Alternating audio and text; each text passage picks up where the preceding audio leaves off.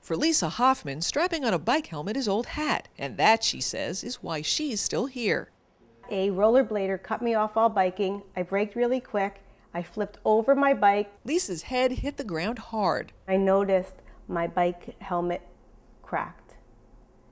And at that moment, that's when I realized this helmet saved my life. Today, Lisa is known as the Helmet Crusader.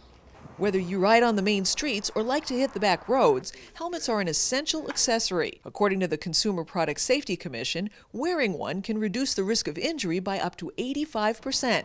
Still, 91% of the cyclists killed in 2008 did not have a helmet on, the majority of them adults. And while 22 states currently have helmet laws, not a single one covers cyclists over the age of 17. Wearing a bicycle helmet is the single most important thing that you can do to determine whether or not you live or die from a bicycle accident. Dr. Melissa Barton is with the American College of Emergency Physicians and says even a light blow to the head can be serious.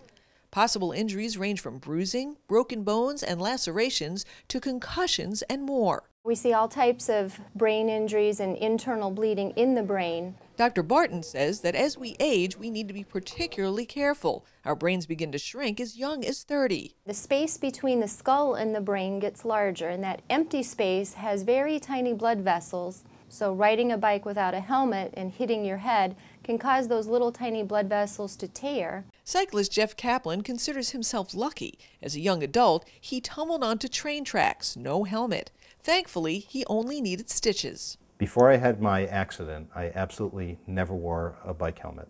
I just didn't think they looked good. I thought they were inhibiting. Style is just one of the reasons adults tend to skip the headgear. Randy Swart is with the Bike Helmet Safety Institute. They didn't wear one as a child, and so they don't really see the need for it. Dr. Barton says her patients also blame cost. The good news, many helmets today are as little as $10. Swart's organization recently pitted lower-priced brands against their expensive counterparts. What we found was there weren't any differences, and therefore everybody ends up with pretty much the same impact protection. You can buy the cheapest thing on the market and still get the helmet that you need.